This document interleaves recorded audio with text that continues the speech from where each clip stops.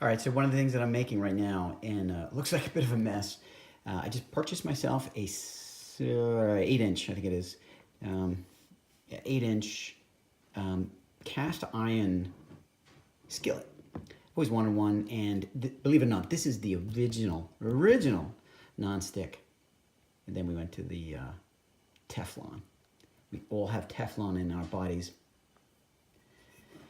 from utilizing so much non-stick Teflon pans. But anyway, this is a deep dish pizza crust, and it's got almond flour. I didn't melt the mozzarella, darn it. So I mixed it with an egg and some bacon drippings, which I save. I save my bacon drippings because you never know.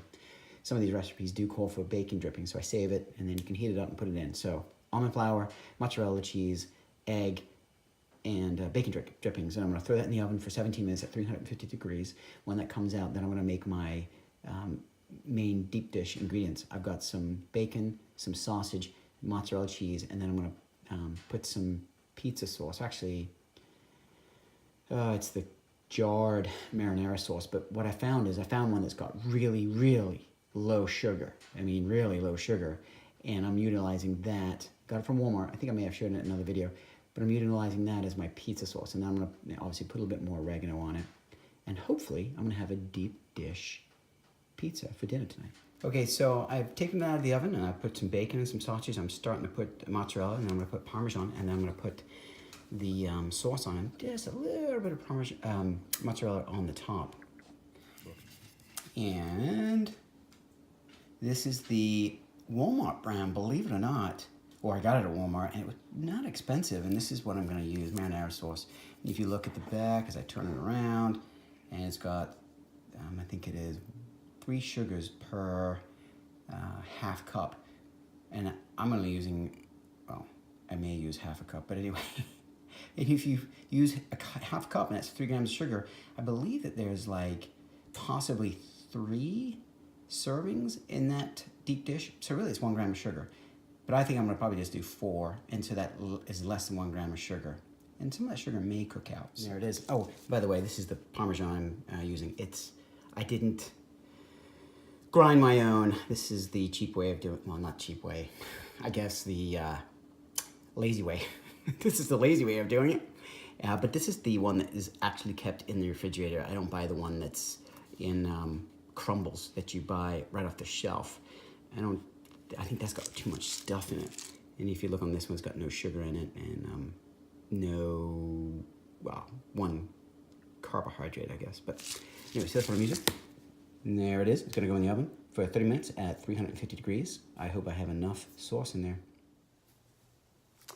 So I have an interesting dilemma, and I'm gonna share it with the men and obviously women. Hello, I didn't realize he was sitting behind me.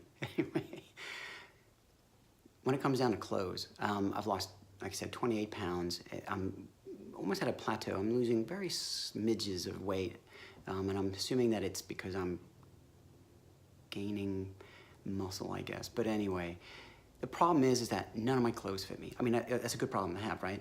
Here's the issue is that I always wore extra large, and then I started losing weight, and I kind of went in between extra large and large. Now that I've lost this weight, I'm actually, I went into Kohl's, of all places, and tried on some shirts, and I'm like in between a medium and a small. It's crazy.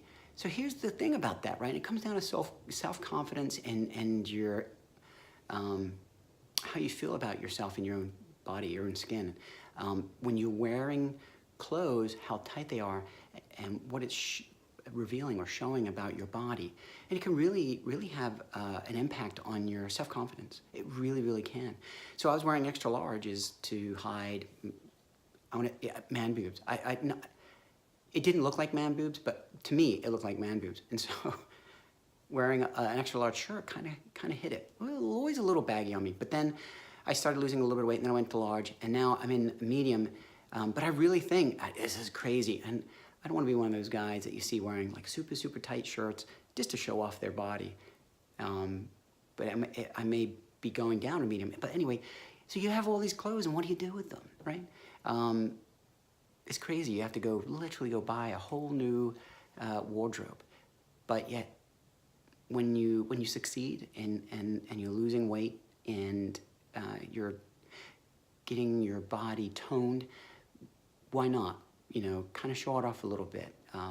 You deserve it because you've worked hard, and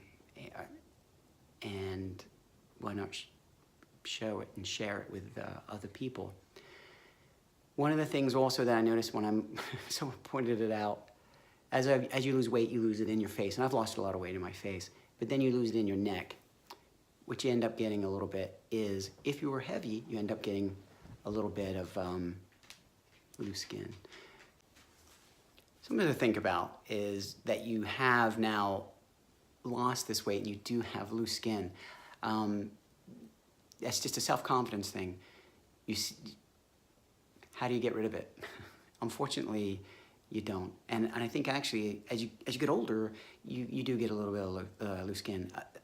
Maybe build up more muscle to fill it in. Luckily, I haven't noticed yet, but there's that Thomas DeLauer, and he had a video where he shows you where he makes a muscle and he has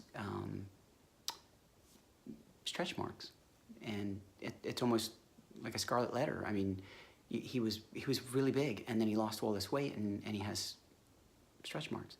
So luckily I don't have any stretch marks. I just have the loose skin in the neck. Anyway, that's my little problem to deal with, I guess. But we all will have our own problems at some point when it comes down to our bodies and the self-confidence. But if you lose weight and you start looking better, you really, really will increase your self-confidence. And that little bit of loose skin, or maybe that little bit of stretch mark, doesn't mean anything. That's what I'm thinking.